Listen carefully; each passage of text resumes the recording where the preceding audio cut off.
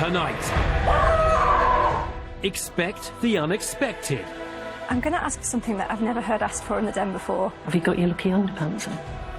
In a night of revelations, Every business needs somebody in the background to clear up the dog poo. Whoa! as hearts flutter I'm a single 28-year-old guy trying to find a girlfriend. My daughter's out the back. and pulses race. Ooh, Touker, they want you. Yeah, I know. But as some meet their perfect match, You are the most credible 24-year-old that's ever walked through those doors.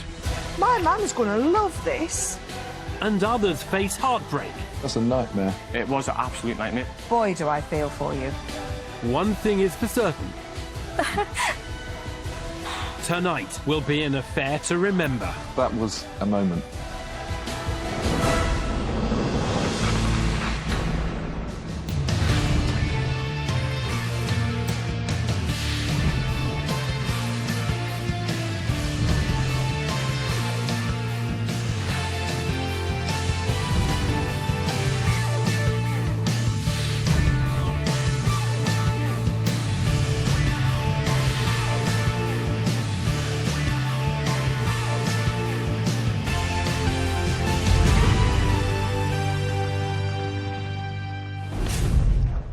Welcome to Dragon's Den, where multimillionaire investors come face to face with aspiring entrepreneurs.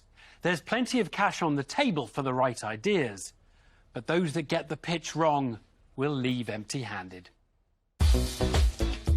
First to face off with the fiery five is 24-year-old Mark Wong, who left his native Hong Kong to study at a young age. I came over to the UK when I was 13, alone with my brother. And my parents stayed back home, and being the only Asian kid in school was pretty difficult.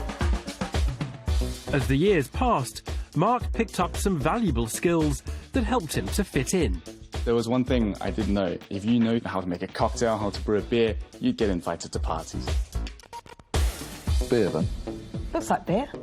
Well, Well, it's got hops in it. What's hops? Hops are what they make beer What from. they make beer out of. Yeah, I know. Yeah, I knew that. I knew that.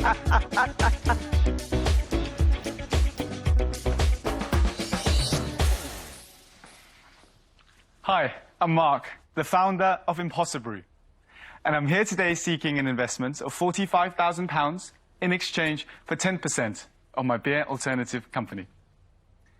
I love beer, but because of my health, I had to stop 2 years ago. Since then, I'm on an impossible mission to find a healthier alternative to alcohol for when you don't want to drink, but still want to unwind with a pint. I found the solution when I went back home to Asia, where I discovered a whole new world of functional plants in which my ancestors would brew teas with for their relaxing medicinal benefits. Inspired by this, I began brewing my own beer using these ingredients, and after 2 years, the Impossible Lager was born. It has only 49 calories per bottle and is packed full of active nutrients that support relaxation without drowsiness. I brewed a limited batch of 4,000 and released it to the public in March this year. To my surprise, it sold out within 12 weeks, and our sales are doubling every single month during that time. Thank you for your time, and I welcome any questions you may have. A new beer for the no and low alcohol market that also aids relaxation is the proposition from Mark Wong. It tastes lovely. Yeah, it does, doesn't it? Really tastes good. He's looking for £45,000 in return for a 10% stake in his business. You know, I don't really like beer. I can probably sit and drink that whole glass, and do you know what? For 49 calories, I might let myself drink the whole glass. The low-cal lager has hit the spot with Sarah Davies. But Peter Jones appears to have picked up on a potential problem with the labelling of the beers. Mark, you say that it's non-alcoholic, but it's not, is it? Because it says 0.5%. So it's like 10% of a strong beer. Yeah, so 0.5% in Europe is actually classified as non-alcoholic. Wow. It's quite odd because a ripe banana is 0.5% and a carton of store-bought orange juice is also 0.5%. So it's just that they're not required to list them. Really? And so my bananas that I'm eating got alcohol in? Yeah. Wow. No wonder I like bananas. Just going back on your journey, health, what happened to make you stop drinking? It was that I really liked it and I was drinking a little too much and I had markers that my liver wasn't doing very good. And from that point, I just knew, you know, I had to stop. You said that you sold quite a few thousand bottles since March. What's been your revenue in those 3 months? It's about a little over 10,000. Gross margin? Gross margin is about 3,500. So in 3 months, how much have you sold? In the first month, it was 630, second month was 2,600, and then the third month was 6,300. Okay, and then your forecast for this year, where do you believe it's going to go? So for this year, we're looking to do 55,000 with a gross profits of 20,000, and we're expecting to break even at the end of this year. How old are you? I'm 24. And what is it about you that makes you think that you're going to win? I think it's the passion that I have for this and my adaptability. Because for me, I came over to the UK with my brother, just the two of us, when I was 13, and I knew no English. And I really just went at it, just adapted and just kept learning English, kept trying everything I can. And eventually I got a double scholarship in school and also became the first non-Caucasian head boy in school as well. And from that, it's really about this challenging the impossible. Mark reveals his tenacious nature and fierce determination to succeed.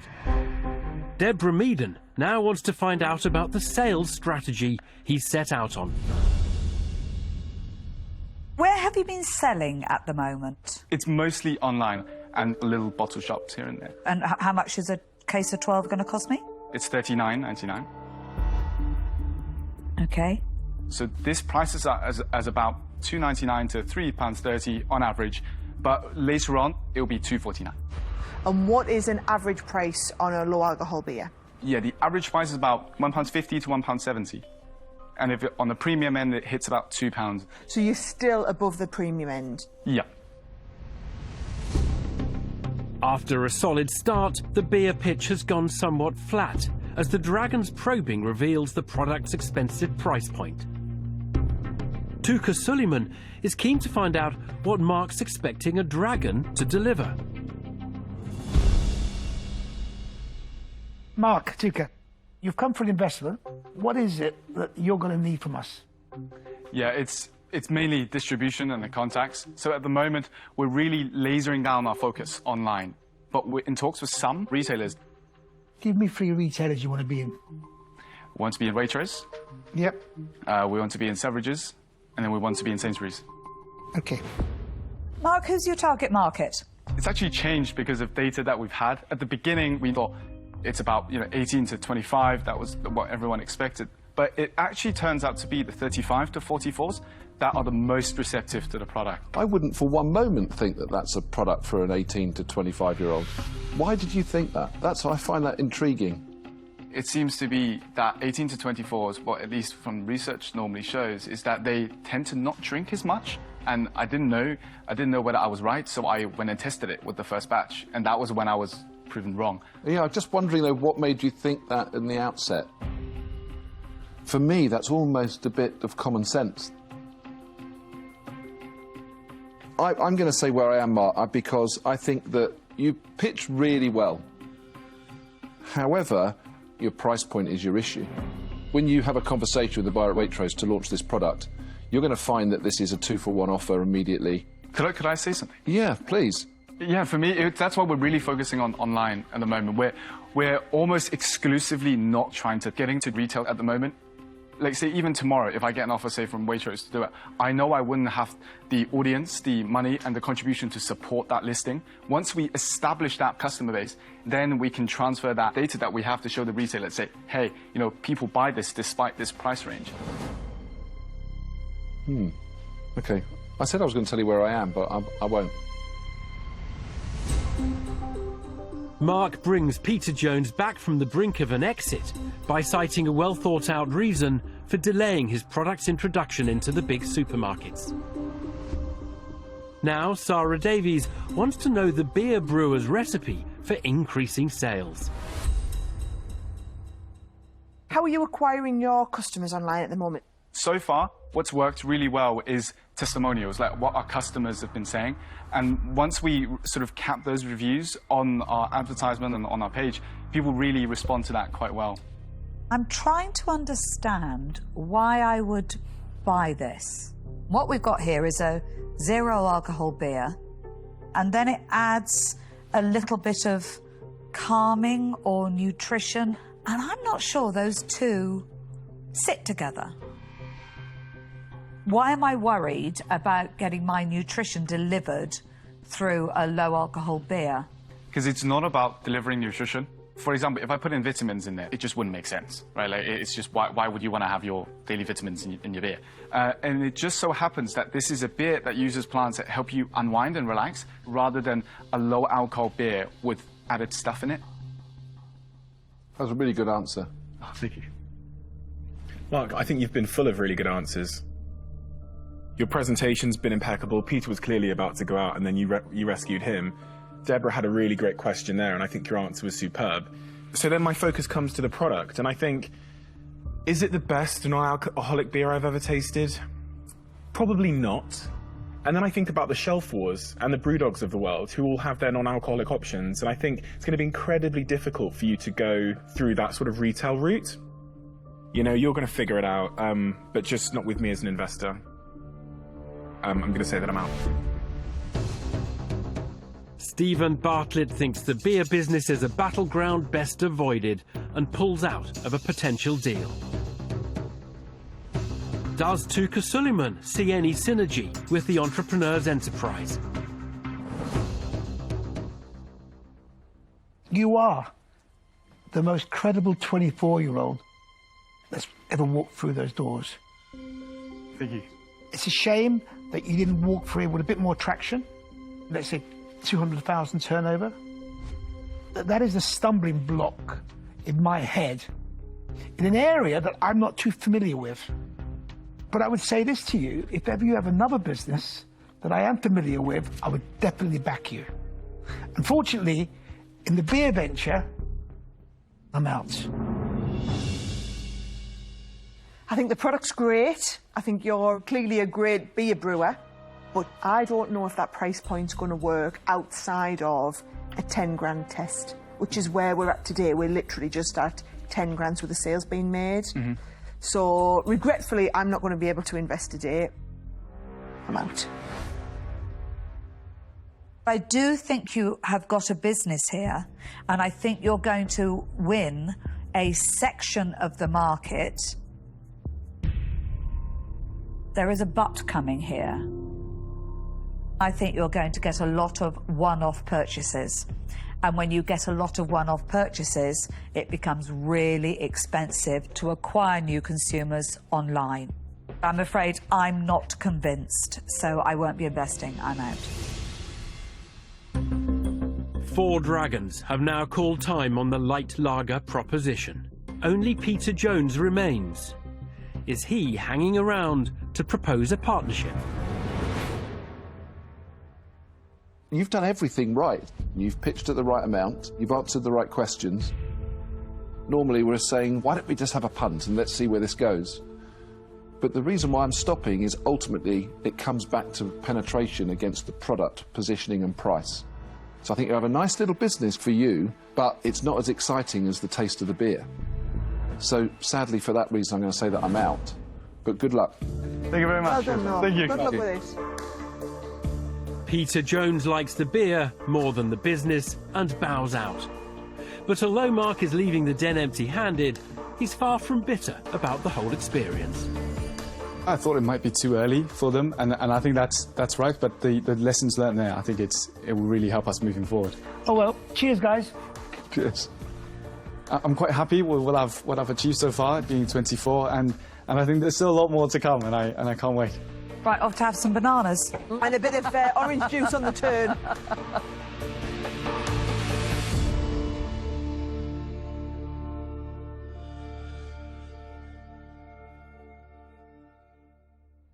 Next to enter the den are Rob Angel and Debbie Greaves, a husband and wife team whose first foray into entrepreneurship came a little later in life.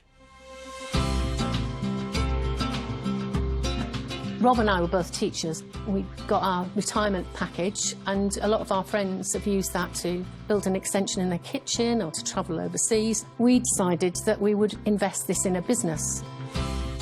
They're trying to look mean. But they want to invest. What do you think, Maisie? Who would you go for? You are the boss, after all. When it comes to pitching their product, Rob and Debbie certainly know their roles. He's brilliant on the numbers. And he likes me to do the fluffy stuff.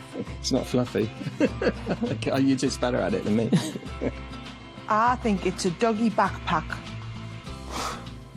I've seen it all. Have you got your lucky underpants on? I have indeed.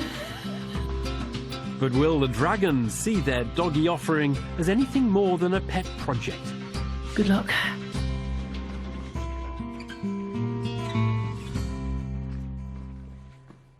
Hello, I'm Debbie. And I'm Rob. And this is Maisie.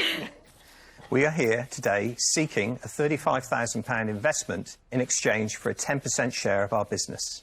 If you've ever owned a dog, you'll know that your pockets are full of treats and poo bags and, well, all sorts of unmentionable stuff.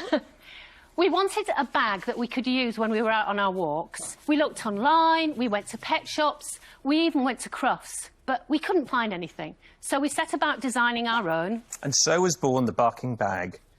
The smart design includes a breathable side pocket, big enough to carry a water bottle. There's a poo bag dispenser. There's an easily accessible treat pocket. There's even a side pocket in which you can put the unmentionable stuff until you can reach somewhere safe to dispose of it.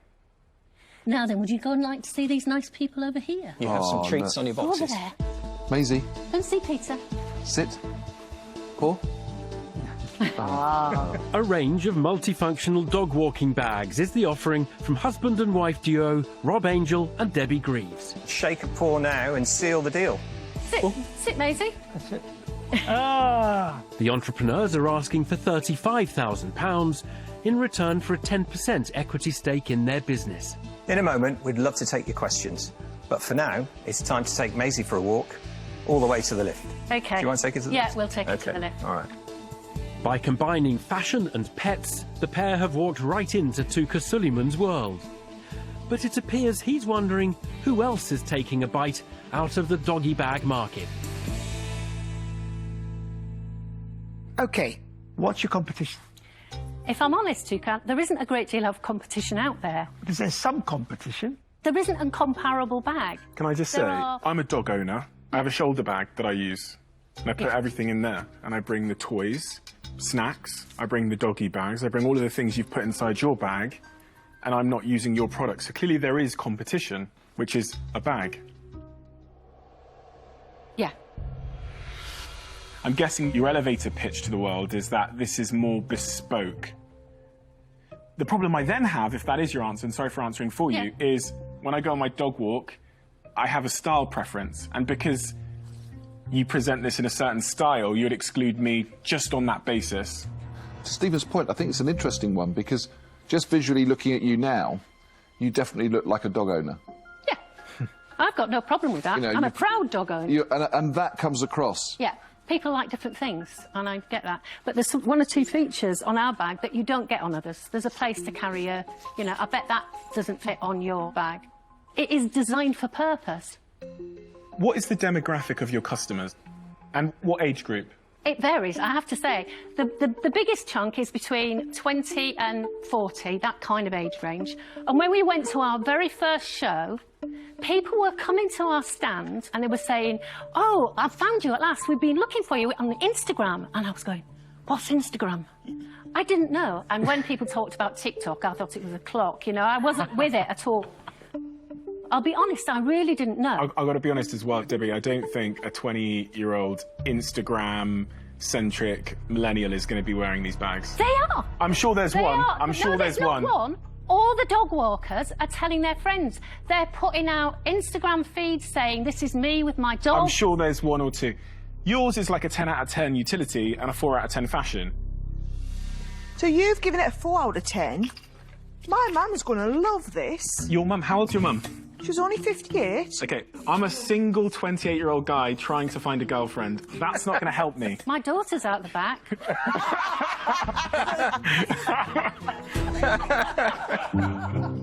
Stephen Bartlett may be looking for love, but his heart doesn't appear to have skipped a beat just yet over Debbie and Rob's range of bags.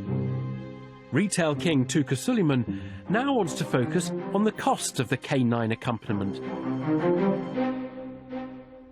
This bag costs how much to make? Your best seller? Our best seller is the khaki bags one, there. Would cost us £11.85. Pounds? Yeah. That's expensive. There is an additional cost, obviously, with the freighting and the duty as well on top, and that would add probably another £3. Well, look, if you made that in volume in China, Yeah. $6. Yeah. So what do you sell it for? We sell that particular bag for £35. Now, I've got 4 dogs, take them out for a walk regularly. The bit I actually really do like is where you can put your used poo bags, because it drives me mad when you walk through the countryside and see plastic bags hung on trees. I don't know who they think is going to clean up after them. It's generally me, but that drives me bananas. So that is a really nice feature. Yeah. And I think you're going to have a decent business here. But I don't think it's a big enough business to take on board an investor. It is very specific for very specific people, and it's got too many reasons to discount people. And I'm afraid for that reason I won't be investing. I'm out. OK, thank you. Disappointment for Debbie and Rob as they lose their first dragon. And it appears Peter Jones has some concerns about the cash that's needed to really push their pooch proposition. I get the market, but you're going to have hundreds of thousands of pounds in your bank if you want to scale this business. But I congratulate you on creating a great business for you that will continue to do well. And particularly you, Debbie, your passion and energy is actually quite compelling for a business like this. You're absolutely right. I mean, Debbie fronts up the business. She is the face of Barking Bags. I'm the guy in the background doing all the accounts and the freighting and stuff like that. Every business needs somebody in the background to clear up the dog poo. Oh, that's a quotable one. So I'm going to say I'm out, right. But thanks for coming in. Thank you. As much as I love you guys as entrepreneurs, I don't think it's an investable business for me based on my personal preferences and the scale of the market opportunity. So I'm going to say I'm out, but I wish you the very best. Debbie and Rob's bag for dog walkers is struggling to collar any cash as 2 more dragons bow out of a deal. But it appears the queen of TV shopping, Sarah Davies, is wondering if she's spotted a possible pretender to her crown. Debbie, how have you found this experience today with all these cameras, and how's that been for you? Well, it's unnerving, obviously. We're passionate about the product. Oh, I can Probably see come you're across. passionate. So you're kind of putting your baby out there and asking people to love it as much as you do. There might be a reason why Sarah's asking you how comfortable you are on television, so I should focus on that. So, my mum and that demographic of customer, they do a lot of shopping, watching TV. Yeah. This is a highly demonstrable product. Right, OK. And I think selling it off the shelf at retail is really difficult. Selling it in front of people, showing that passion, you're nailing it. And honestly, I could have you on there next week if you had the stock, because it is absolutely that demographic. Does that sound like something you could do? It sounds scary as heck, but I'd love it. I feel like you could do that. On that basis, I would like to make you an offer. Thank you. So I will offer you all of the money, all 35,000, but I would want 25% of the business. OK. Sarah Davies sees a potentially profitable marriage of entrepreneurial passion and TV shopping and makes a bid for the business. Is the Den's sourcing and retail man, Touker Suleiman, inclined to add this proposition to his burgeoning pet portfolio? I believe that you have a great brand. And I love Debbie's enthusiasm. I think there's a lot of work to be done. If it hung in a shop on a tag, it's a hard sell. I think your sourcing needs to be looked at. Yeah. Could I just ask you a question before you say it? You mind? Yes. I just wondered whether you could open opportunities for us for new manufacturers. Well, it depends if I make you an offer. Okay. Ooh, Touker, they want you. Yeah, I know. Look. I'm looking at this and saying what's best for you. And I think the offer you've got is an amazing offer, especially when it means being on TV and showing the product. That's what it needs. So I'm not going to compete with Sarah, but I wish you all the best. I'm out. Thank you. He knows that he couldn't beat me. I just want to check you're okay with flying. Oh. Because, you know, when we've got the TV nailed here in the UK, there's plenty of other TV shopping channels all over the world. And we can prove everybody wrong, can't we? And we can prove everybody wrong. Do you want to go to the back wall and think about it between the two of you? Yeah. We will do, thank you. Yeah. Touker Suleiman steps aside, leaving the entrepreneurs to ponder Sarah Davies' offer of a jet-set lifestyle. What do you think? Great opportunity. It is a great opportunity, isn't it? But in exchange for the £35,000, she's asking for 25% of their business, more than double the share they wanted to give away. Shall we see if it'll bunch to 20? You know? Yeah. Okay. You can speak. All right. Can the affable entrepreneurs claw back any equity? Well, thank you for your offer, Sarah. Really appreciate that. Is there any way perhaps we could go... That's a really good offer. I had a lot to the table, and I think 25% is a small price to pay for that. Yeah, we'd like to accept your offer. Well done. Thank you, Sarah. Good. Awesome. Good. Brilliant. Thank you. Well done, guys. You did great. Well done. The entrepreneurs have done it, bagging themselves a £35,000 deal. Well done, Deb. You're so good at fronting it up. Oh, no, it was sure. It was in the pants that did it. They head home to put Rob's good luck garment somewhere safe and ponder Debbie's new career in TV shopping. I might be travelling all over the world selling bags. It's bizarre. I don't know what my family are going to make of it when I get home. We hope it doesn't go to your head, Debbie. No. You become difficult to live with. More difficult to live with. At first, I thought you were barking mad, but it all makes sense to me. Yeah, perfect. She's You're going to perfect. be brilliant on TV. And I don't want any wisecracks off you, Mr. Bartlett, when you see me out and about. Either me or my mum.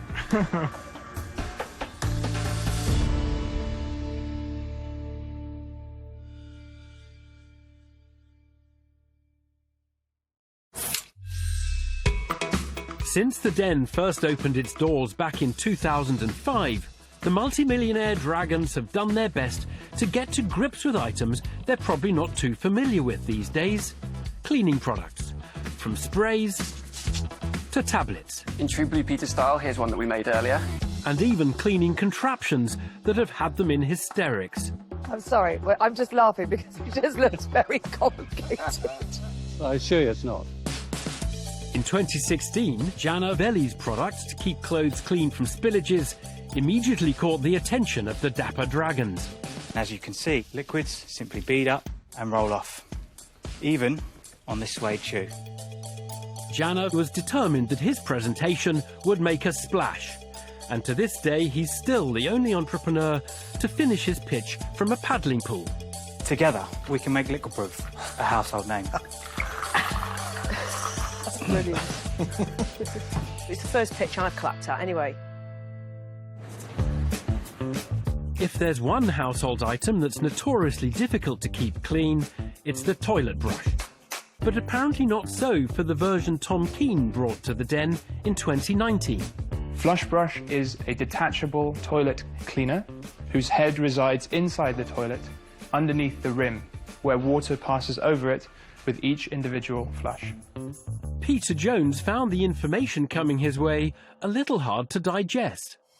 You're saying the very reason that you've invented this was a little element of cleanliness. Mm-hmm. But that's already in the toilet, very close to where you're going to be. Sure. And it's not going to be totally clean, because that's never going to clean the brush. You're going to end up trying to, oh my God, I've got to get some marigolds on and pull it out and clean it.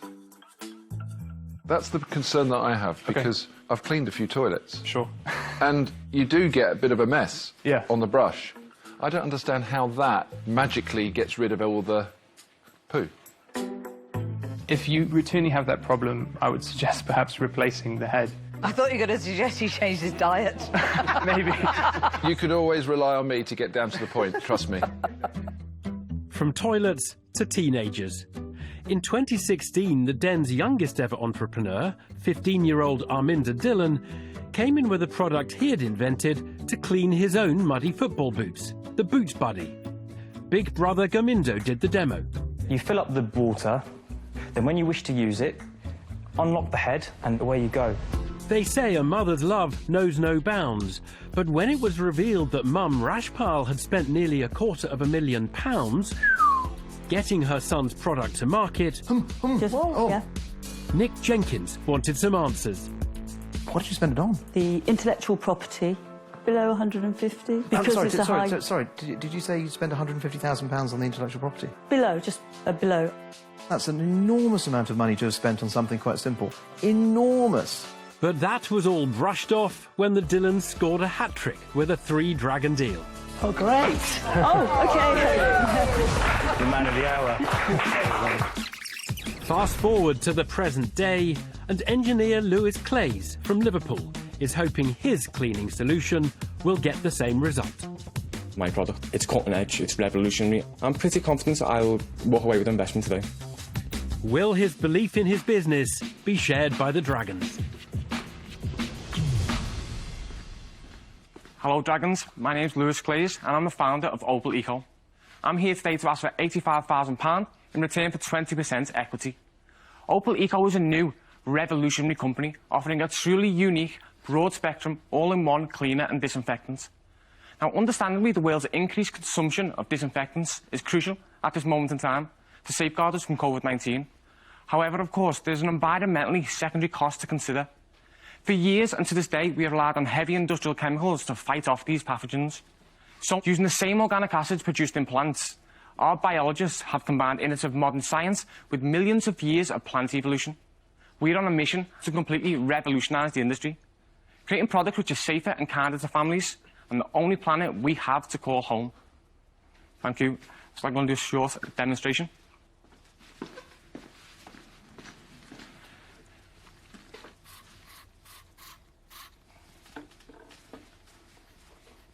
What is that you're rubbing off there? A mixture of tomato sauce, brown sauce. Then once clean, we'd like to reapply the disinfectant so it's got a longer contact time. It can be left to air dry. I can smell it from here. It smells nice. I'd now like to open the floor to any questions.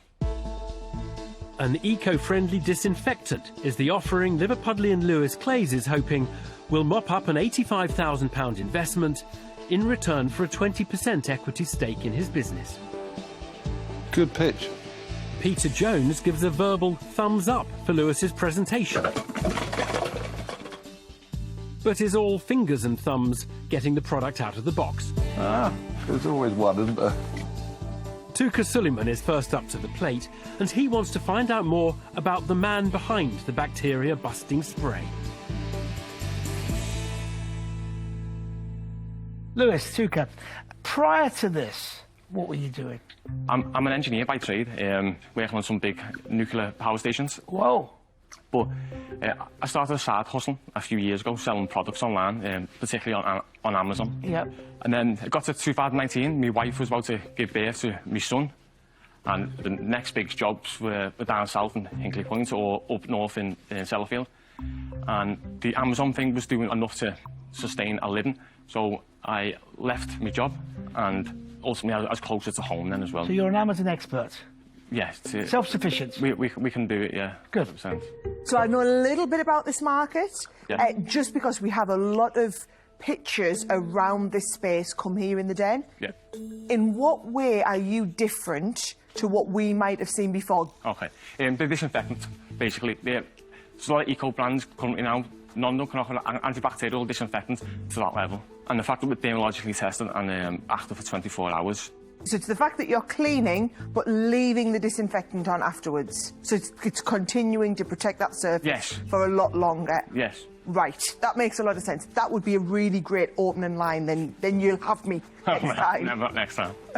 Brilliant, right. So, how long has your business been established? So it's been on since December, but the last 3 months will count us for 80% of our sales. Okay, so what have those sales been? Just over 17,500. 17.5 grand. At the moment, you've come in here with 400 or 500,000 pound valuation. 425. Whatever it is. Yeah. On a 17,500 pound turnover. The 17,500 is we're only 3 months worth of growth. Ideally, I'd come here with a year's worth of data, but with the 3 months, I thought that was a good valuation. Having only managed modest sales to date, Touker Suleiman questions the price tag Lewis has placed on his business. Green Queen Deborah Meaden wants to know who else is in the mix in the sterilising spray sphere. What's your closest competitor in this particular, the disinfectant? In terms of eco credentials, good. So do Ecozone do one? Do Ecova do one? They do antibacterial products, not a level of disinfectant like this. A lot of the eco brands are usually antibacterial. They don't really claim viruses as well. Right.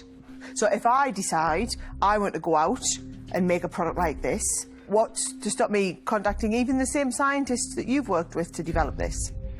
Biocidal products and disinfectant products are not like cleaning products. You can't just go out and create your own one in a lab. Well, you did.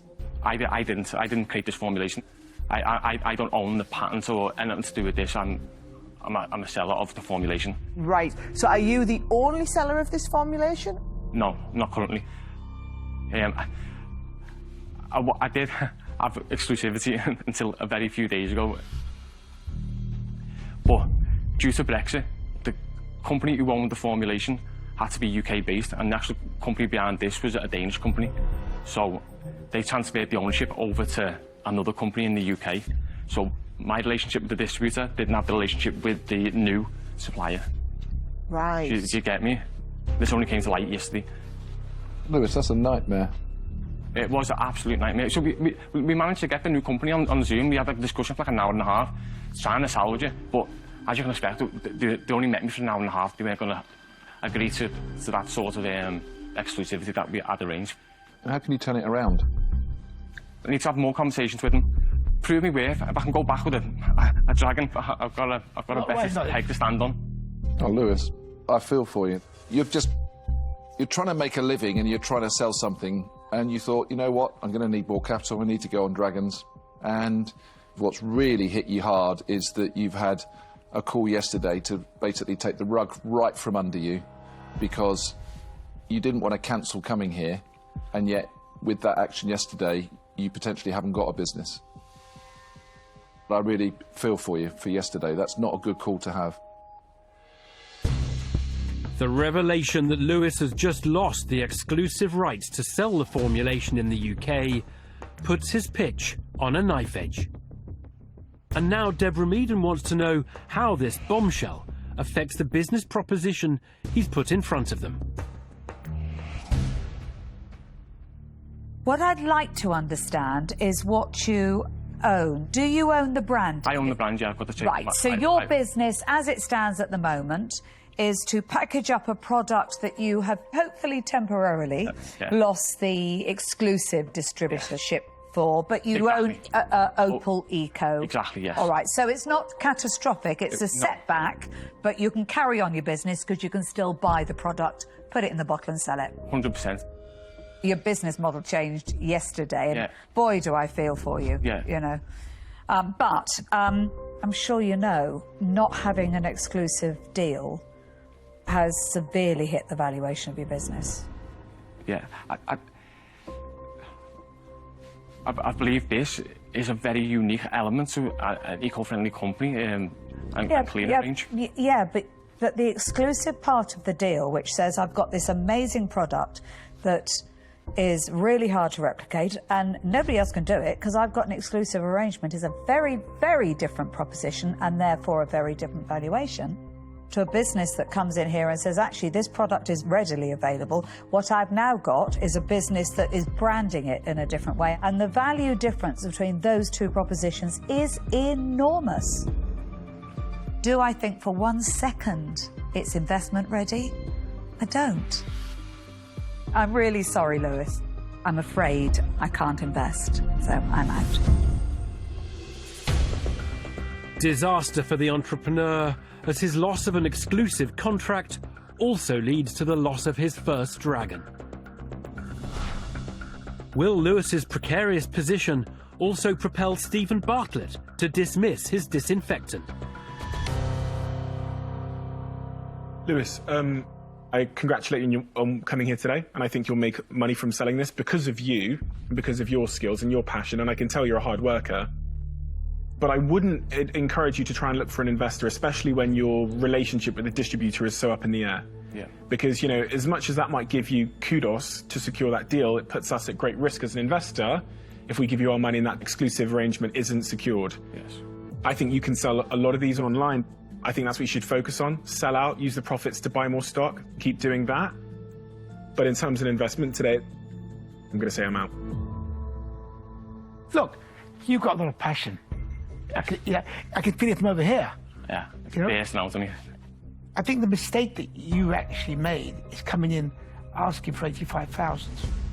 Honestly, if you come in and said, look, I just need a break, I need 25, 30,000 for the stock, I can get it, I can put it on Amazon, turn it into cash, that will give me my life support, I get it. Unfortunately, you've come in at a high level, and I'm going to say, for me, it's not investable amount. I'm struggling with it, Lewis. Sorry, I'm sorry. And I'm good because you seem like a nice bloke. There's a couple of lads that I'm great friends with who've built a £25 million turnover business just doing what you're doing. Selling it online, building the brand, right? That's fantastic. But it's just not something that I am remotely interested in getting involved with. So I'm out. The engineer turned entrepreneur gets personal plaudits but no partnerships as 3 more dragons decline a deal.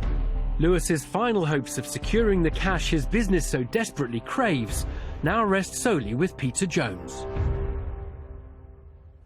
You know what? I'm not struggling with you at all.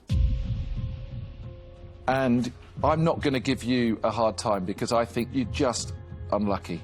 That happens, and that's okay. Thank you for being honest, but you, at the moment, you don't have a business until you go and secure that exclusivity, start getting traction, prove that you've got a business. So I'm going to say I'm out, but I really feel for you. Hey, Good luck, Lewis. Thank you all very Good much. luck, Lewis. Really appreciate your time. Well done, Lewis. Peter Jones ends his interest and Lewis's hopes for investment are over. He leaves the den with nothing. How unlucky is that? 24 hours before coming into the den, he loses his contract. Bit deflated, but it's a learning curve. Got some great advice there, so I'll take that away with me, 100%.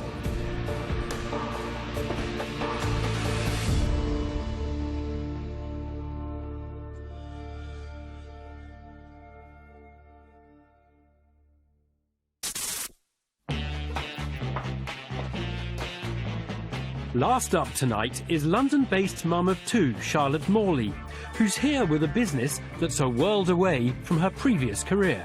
I wanted to do good, so I went to work in intelligence. I did a few crazy things. Probably the most crazy was flying into Iraq.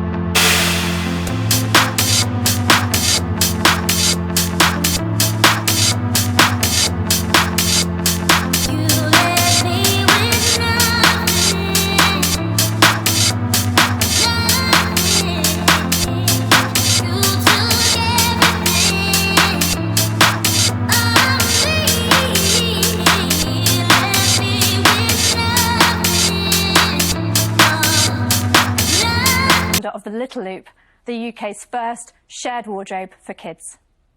I would like to pitch today for a £70,000 investment in return for a 7.5% equity stake. I have 2 children, Rosa and Edith. They said to tell you, hello dragons, please don't set mummy on fire. Since Rosa was tiny, I realised that there was a huge problem with children's clothing. Every time they grow, or the seasons change, you have to replace them all. It costs a fortune, and you're left with piles of barely worn clothes that you have to dispose of. The Little Loop is reinventing this hugely broken wheel. Parents can choose from the best ethical and sustainable brands, keep the clothes for as long as they need them, and then swap them anytime. They'll save around 2/3 of the cost of buying new on average, and they'll have none of the hassle of sorting, storing, and selling clothes when they're done. The opportunity in this space is huge, and I would love it if one of you would join me on that journey. A service for swapping and sharing children's used garments is the proposition from Charlotte Morley. You do have a sample one of our parcels each. She's seeking £70,000 in exchange for a 7.5% equity stake. Deborah Meaden is keen to find out how the clothing concept creates cash. So, you've really clearly described the issues, but how do the financials work? How does the money flow? So the consumer pays us on a subscription basis £18 a month in exchange for around about £165 worth of clothes. Most consumers swap about every 3 months, so they're getting about £600 worth of clothes for £200 so each year, so they're saving about £440. OK, and then of that £18, who gets what? So the brands will take on average a 44% share of the revenue, and we take on average a 56% share. Charlotte, I'm sure you know I've got 2 small kids. I do, I faced exactly this problem. We've created our own little loop between my other mummy friends, but actually, if this had existed when I'd had my kids, I would have absolutely been right That's there. the best thing I could have heard today. If I don't get an investment, Sarah, that's fantastic. It just seems brilliant. Thank you. I don't understand a lot about the landscape for rental products, though. So are there any other successful business models you can kind of enlighten us with a little bit? Sure. America's further ahead than we are in this. So Rent the Runway has been in existence for about 12 years, I think, and they're about to IPO for around about $1 billion. And how are you going to achieve that level of success? So in the next year, we'd like to get to 1,000 customers, which will take us to 100...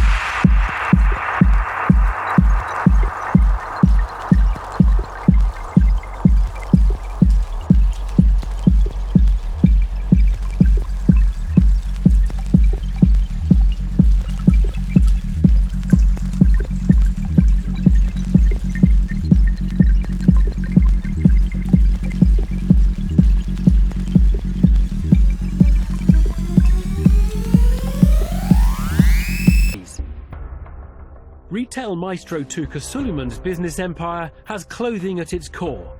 Is he sold on Charlotte's sartorial subscription service? I love the dream, and I'm just trying to get into the reality of it all. You know and I know that children's clothes are much cheaper than women's clothes. Yes. So therefore, the secret here is having product that they can't get anywhere else. Or the opposite. You link up with somebody that's going to give you the product, a big retailer, who thinks they have a duty to be involved in this. So if a big retailer came on board, let's say H&M, Zara and Marks and Spencer's, said, we want to team up with you because it's the right thing to do, would you be against that? Marks and Spencer's, I would be much more open-minded You would? to. Yes, because I think that they have really great sustainable and ethical credentials. That is music to my ears, because I am close to Marks and Spencer's. And look, I love the business, and I could probably add a lot of value to this, just from my connections. The question is, at what level? And I just want to wait and see where the other dragons are coming from. OK. Touker Suleiman dangles his little black book of contacts as a carrot, but stops short of making an offer. And it appears Peter Jones has picked up on some potential problems in getting the big labels in the loop with Charlotte's offering. One thing that immediately hits me that I'd like to focus on is many brands that are growing today and have done They want consumers to buy the next product as fast as they can. One thing they don't want is that product to go into the market and be used 5 times. Honestly, at this stage, we don't want to work with those brands. Because of our message and because of who we are, we only want to work with ethical and sustainable brands at this point. The next point that I have, though, is fast fashion. It's unprecedented. I cannot believe the price points of some of these products. So my concern is, how big could this bubble go without bursting because of pressure on competitive market price for product? It's a really hard problem, and I think fast fashion, it can't continue like this for the sake of the planet, and I know that might sound idealistic, but even the government is moving in a direction of trying to... Empty room, fill it up, talk is cheap, listen up, I don't know where we went wrong, but I feel I'm shaking these walls, yeah, nothing safe, gotta take cover, instead of love we just make glitter, running and running, yeah, we got off track, now we under attack.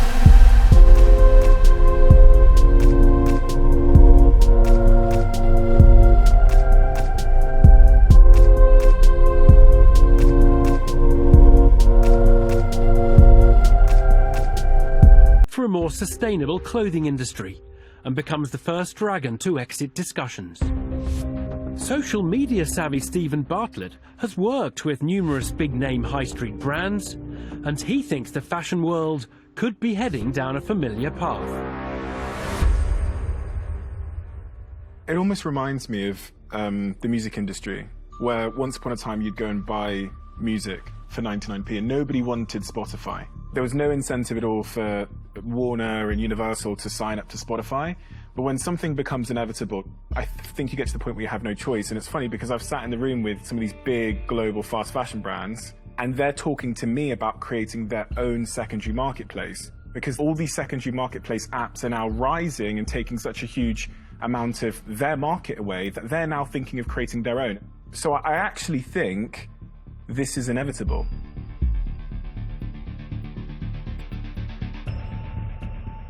Charlotte, I'm going to break cover. I think I absolutely love this. You know, it's a business that I think I actually want to be part of something that makes a difference. So I'm going to offer you all of the money, and I want 12.5% of the business. Okay, thank you. Deborah Meaden, a dragon driven by sustainability, becomes the first to make a play for the proposition. But in return for the £70,000, she's asking for 5% more equity than the 7.5% that's up for grabs. And it appears Stephen Bartlett has spotted a synergy between the company and what he can offer the entrepreneur. This business seems to have it all, right? So I've spent the last 10 years from Silicon Valley building tech companies, which got acquired by Amazon, to here in London doing growth for tech startups. That led to my company being founded.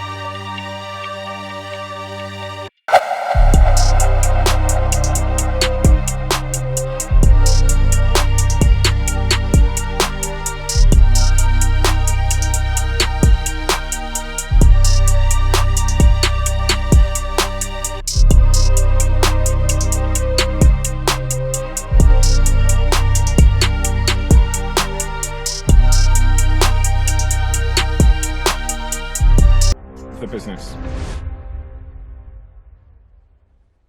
I love the business, but most of all, I think you are a fantastic entrepreneur. Thank you. And I believe I've got all the mentoring skills you need to take you on that journey.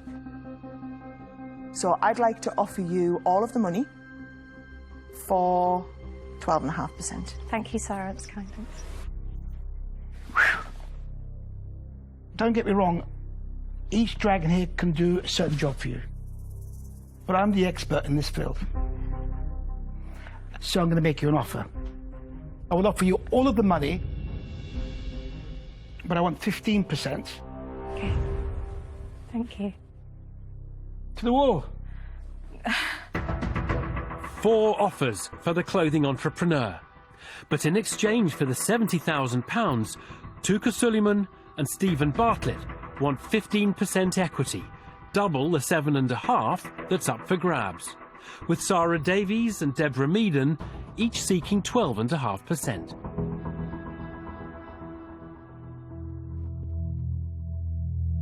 Thank you, Touker. Thank you, Sarah. Deborah, you were the dragon that I came here for. I'd had a bit of a crush on you. Oh. In a purely platonic way. You're negotiating at the moment. Take that back. And also, Stephen, because I do recognise how much experience you've got in growth. I'm going to ask for something that I've never heard asked for in the den before. Would you both be prepared to invest all of the money? So £70,000 each, taking the total investment to £140,000 for 12.5% each.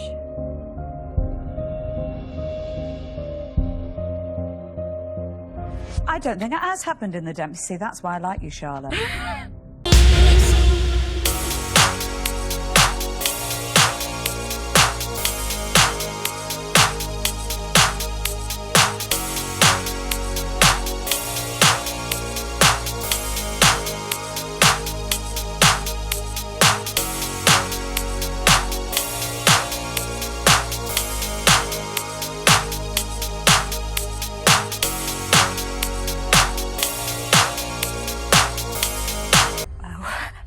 Thank you.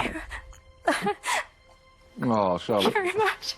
Amazing. I hope that's good tears. Oh. Thank you. I would be delighted to accept. Thank you very much. Amazing. Brilliant. Congrats. An emotional end to the entrepreneur's pitch as her audacious move to ask for double the cash pays off.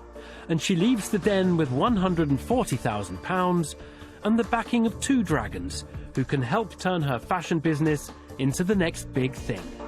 I can't quite believe what just happened. I'm really not sure. I think I'm in shock. That was absolutely a moment. What an amazing entrepreneur. Oh my God, that was meant so much time. The dragons that have invested are incredible. I'm just so excited for what we might be able to do together. Can I just say I love you, Sarah? Sarah's actually sitting here with tears in her eyes. Crying because she didn't pick me. That's why it is.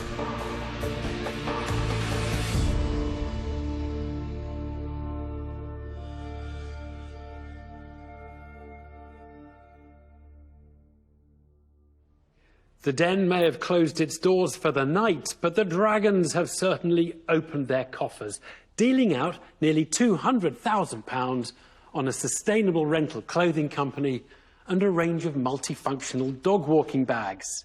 Proof again that when the idea's right, these titans of trade aren't afraid to throw in the cash.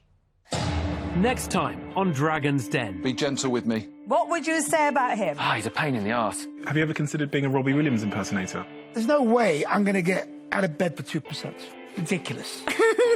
Everything's about Instagram with him. The world we live in. I can't taste the alcohol. You can add a shot of gin if you like. I was actually going to team up with Touker until he tried to steal your firstborn there.